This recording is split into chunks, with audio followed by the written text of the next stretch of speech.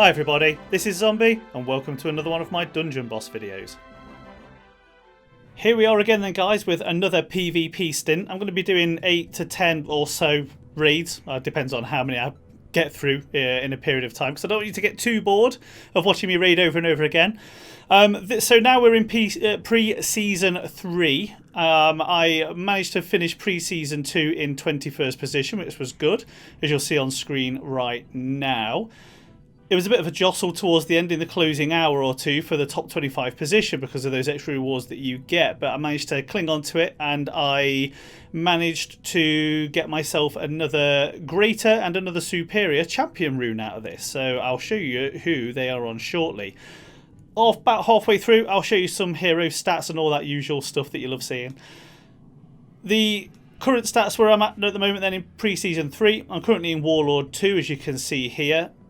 Up here my stats are looking fairly good. My defense wins are doing really well. Now that the whole Zen and Kozar thing's out of the way, my crazy RNG damage team is even more successful, which is nice. I've lost a few fights there though, as you can see, 7, but that's because of messing with Koros really, that instability of having a new hero, trying to figure it out, experimenting, and that's what you guys have asked for. So tonight I'm going to show you how I'm using Koros in PvP. It's a new level capped Faceroll team which has been developed by our good friend Jack's Boomstick. Again, the man's a genius.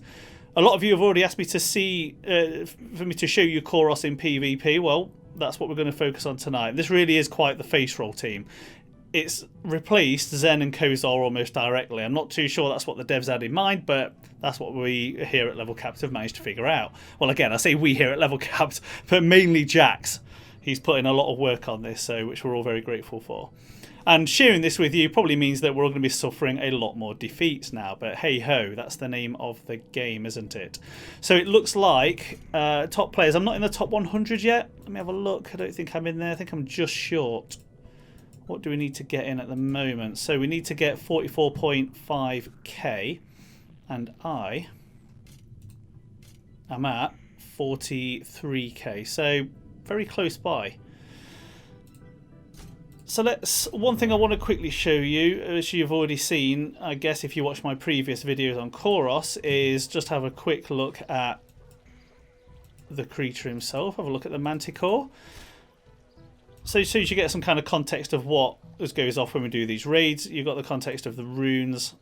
I've switched these around now. Poor Kozar's been completely stripped, took his crit runes off him. And someone else too, I can't remember who I got the other one off. But that's what's on there now. And then, of course, my 2 superior champion runes are on there. That one I'm particularly pleased with. And a quick look at his stats. There you go. Lovely. So let's stock up on some raids. The new Dungeon Boss weekly tournament rewards, there was a lot of complaining about this, but then they did a few modifications on it, and I actually rather like this. I'm enjoying the fact that we're getting 1,100 gems a week. That might mean no more boss packs, you know, who knows. Plus some raid tokens there, which we're going to use tonight, some raid tickets even, some useless Hagrim, Fellhorn, million gold, which always well received, and some stamina. So let's claim that. But I like it. That takes me back up to 10,000 gems, which is good. 15 raids. Let's get on with it then. So matchmaking still appears to be a bit broken, but there is light at the end of the tunnel. We are in consultation with the devs. There's a lot of the guild leaders who are active in the community and myself, and I organised a bit of a parlay with one of the devs called EJ from the forums, and now we're discussing about these hot topics, and we're hoping that we can together make the game better. And so far, the first summit, as we've called them, that we've had was really, really constructive, and we're looking forward to the next ones. So here we go. One of the topics, as what I'm on about, is the matchmaking system that's not quite right yet. The devs are working on it, so hang in there, have faith. They intend to get this absolutely perfect. They're not going to rest until they've got it so. So I know that you guys at these lower levels, I mean, this poor bugger has probably been attacked a ton of times, who knows, but is about to get destroyed by my good self. Well, hopefully. Maybe I'll get owned. Because a few little surprises keep on happening. Fighting these lower level guys and then get owned. So this is the Faceroll team. There you go. Now you're seeing it. We've got Koros in position 1. And then Emily, Leo and Furnace. The position of these last three. Doesn't matter a huge amount. This is the position that I choose. I always leave Furnace last, so I'd recommend that. But Emily and Leo, even, you can probably swap those around and still get away with this just fine. So the idea here, and this probably won't happen on this one unfortunately, but a lot of people are using Koros now in defense. The idea of this is that because Koros is a glass cannon, he's probably going to die from the initial attacks. If you've got a powerful MK or something, maybe even this guy's going to kill him, maybe even... No, maybe not. Far too low level. Don't get too worried about this. So he's slowed everyone down apart from Furnace. So the idea is that you accept that Koros is going to die immediately. So you need to keep him alive somehow. And that is by... what are you doing? Die. And that is by using Leo or Emily to resurrect him.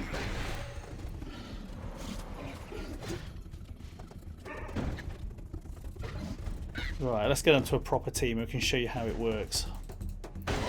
But that's a good way to kick us off. What's that? Kamikaze? Kamikaze? Guess you're Australian, aren't you, mate?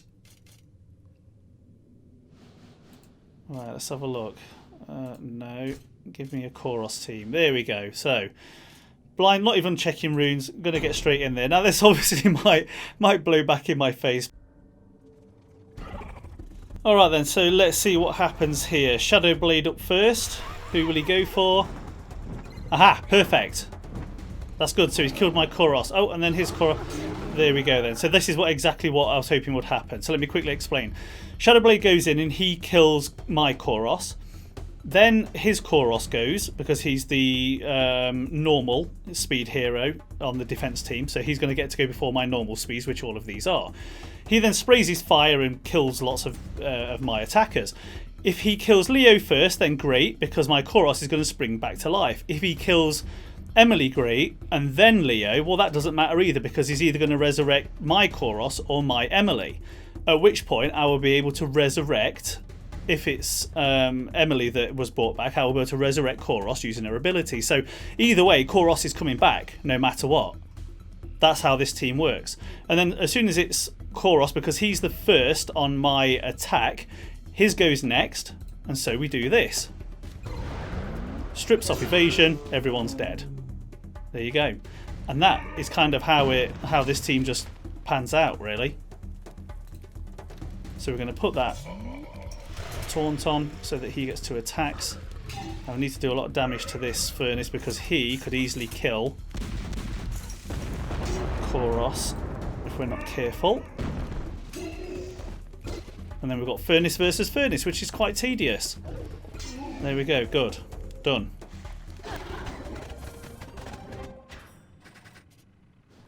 Next guy, who do we have? Give us another, there we go, you. Although that's a dodge team, ugh. That could be painful. Well, let's do it anyway.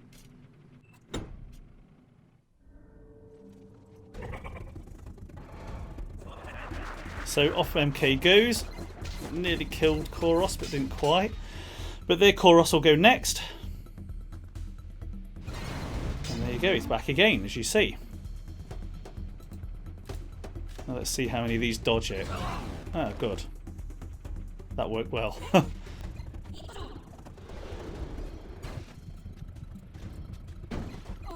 And there we go. So it's important to have Furnace as fairly in an attack configuration, having fairly powerful on that front. I've given him 1 bulwark just to keep him going. Now this is a difficult one. I'll try and avoid these ones because of Kai, although they're not impossible, so let's give it a go. And he's only level 67. So what I'm hoping for here is that Kyle uses Surf's Up ability, which then reduces poor old Koros's attack strength by 70%, I think it is, isn't it? Yeah, it got reduced 70%. But then his Koros will go and kill my Koros, and then my Koros will get resurrected, and he won't have that drenched on him. So here we go. He's back, drenched, gone.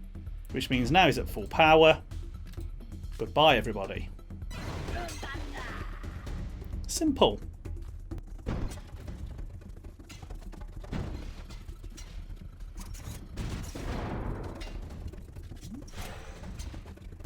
And another one done. So of course, if Koros had died there, then Emily would have just brought him back and kept him going.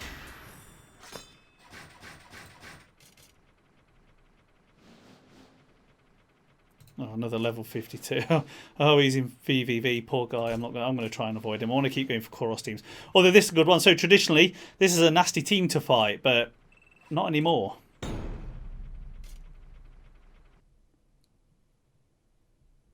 You no longer have to worry about Bauble, as you'll see.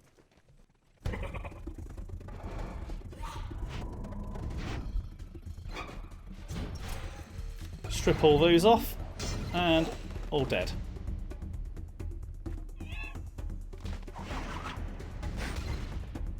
Poor Bauble. He had a brief stint as being quite useful, at least. So I always put Taunt on at this point, anyway, when I remember, because you get that, where is it, this one, you get this fired up, so you get additional damage. It just means that these get speeded up ultimately, because you get those 2 attacks, look. So rather than just getting 3,000 there, I got about 5,000 just over.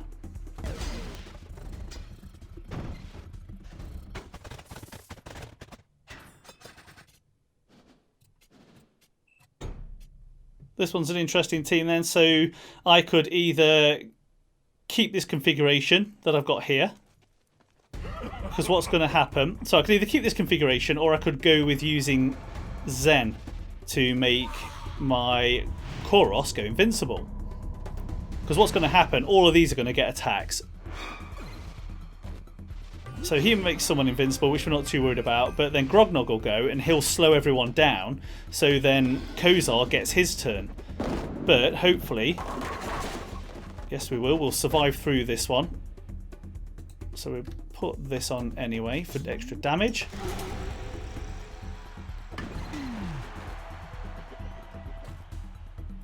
Well, that's interesting, he's never survived that before.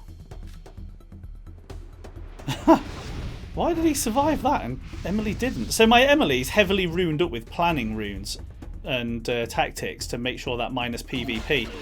But interestingly, she took a lot of damage there. It's like her runes aren't being applied. She has died far too easily tonight. But anyway, I'll check that in a minute. I'll show you how to fix that as well. I'll explain what I'm talking about in a minute.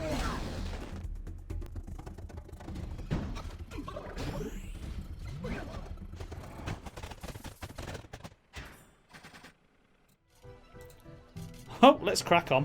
Never mind. Who have we got next? You'll do. So as you see, I'm just using this as a complete Faceroll team. There might be a team, a defensive team that I avoid every now and then, but this just allows, I'm not even checking runes. I just select them, go in, burn the lot of them, back out again. On any team that you're fighting that doesn't have Koros on the defense, then you are good to use Zen. Zen is still useful. Kozar's pretty useless now, but Zen is still of great use.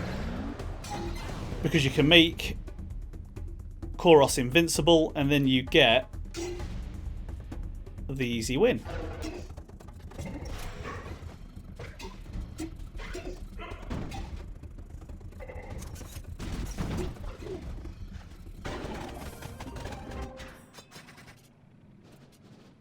Oh dear, 55, there's no point. 52. Let's go kill these. So, what's he going to do? Blah, and then blah. Alright, let's show you this. So, hopefully this won't go terribly wrong, but if you want to swap in not Kozar, Zen, this is what we can do. As I mentioned then earlier, as long as that defensive team doesn't have Mr. Strip all buffs going ever, then you're good to use Zen to make him invulnerable. And you'll get the same net effect. It's the Faceroll team. Safe haven. And then let everyone takes their goes. It kind of doesn't matter now if everyone else dies. Although Emily took that like a trooper, and so did Zen. And goodbye everybody.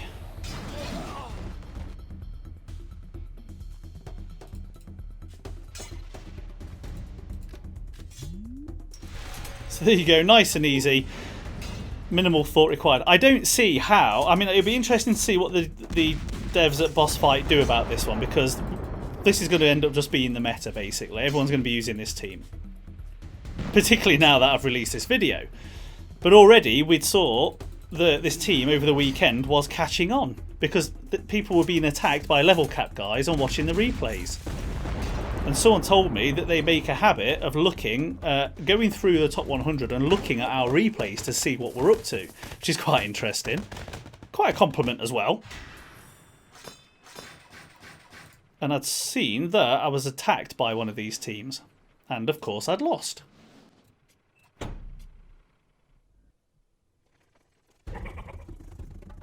But I'm not sure what the devs are going to do to fix this then. I mean, the only thing that they can do, really, is, I guess, nerf Koros.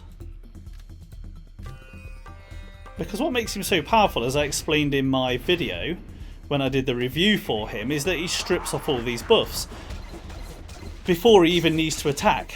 They just come off before the attack is made. So here, you know, you could see there some kind of danger where Zen had protected MK so he could conceivably survive to another round if he managed to hit.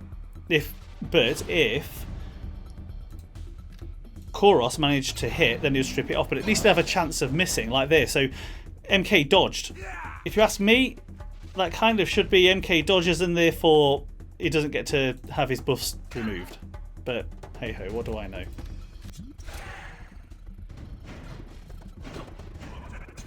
Oh dear, poisoned and shocked. Look at him, poor old MK. He's in a world of pain. Oh! Just die, there we go.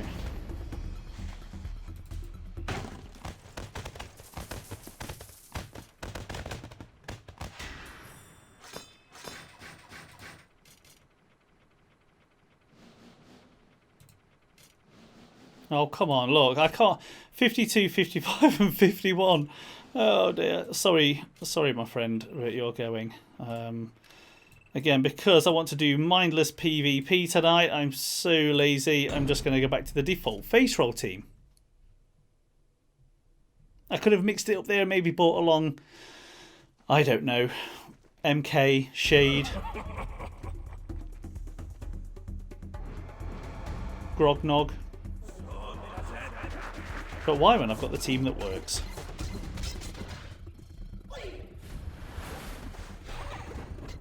But it's quite possible that my Koros will not kill everyone off in this team because of that reduction in damage.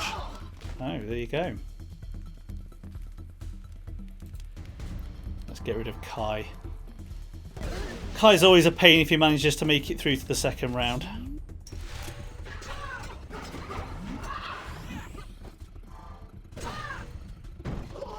Finish her. Sorry, nighttime. I know that we've spoken briefly in PvP chat for the VAS guilds. Here we go. What's Regus got for us? That name seems to ring a bell. I don't know why. But sadly, he's not going to win.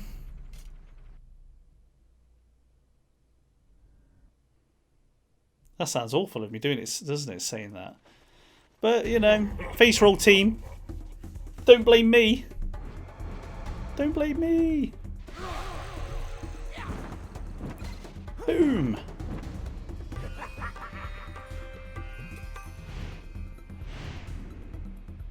I think my Emily is currently running about, in PvP, 84% damage reduction. So that's a damage reduction normal and also an anti-PvP DR stacked up nicely.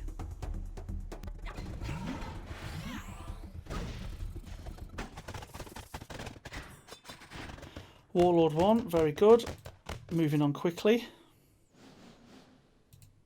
So I think you guys have got the gist of this. So after this one, we'll call it a day and we'll go and have a quick check of these guys' runes. Although you've already seen two of them, so we'll take a look at Leo and Furnace. The boss fight guys also made a bit of a change to the whole monster. They added a new monster type in there, didn't they? So they changed, was it Phenol, Manglejaw, and who's that? Oh god, I can't remember the name of the Cyclops, whatever his name is. I've not done any experimenting with them yet, but I've had a quick look through and I can't see them being used a great deal, but I don't know. Maybe we'll find a use for them.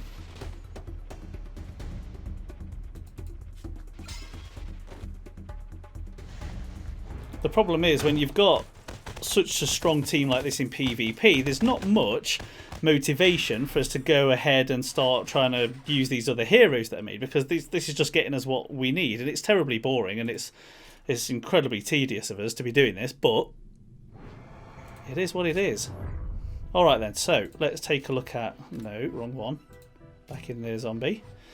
So we've had a look at Emily, so that's great. So, in fact, we'll have a brief look. We didn't look at stats. So her stats then, you're looking at 47% damage reduction there. And as I mentioned, you've got a total of... Where are we? So that's the 19, 28, and 37, I guess that is, unless I've gone and bodged that up. So about 37 on top of the 47 you just saw there. So significant damage reduction on Emily. Epic, of course, at max. Who did we have? We have got Zen. Also heavy on the planning. I don't even want to think about how many gems I've spent on this, but that's what it is. 37, no, 49, even more damage reduction on this one. I thought I'd given Emily my best ones. Huh. Very good. And we have got Young Furnace. So I've still got my skin runes on there because they're incredibly important PvP to get those status effects on there to do damage every round. That really does help, as you saw then. It kills off those defenders quite nicely. So we've got a poison skin, electric skin, and burning skin, and then we've got that superior power, and then we've got a greater bulwark on there. So there you go, guys. I'm hoping that you found that of use. Let me know your thoughts on the level capped Jack's Boomstick Faceroll team, and I'm looking forward to having my defense decimated by you when you use it.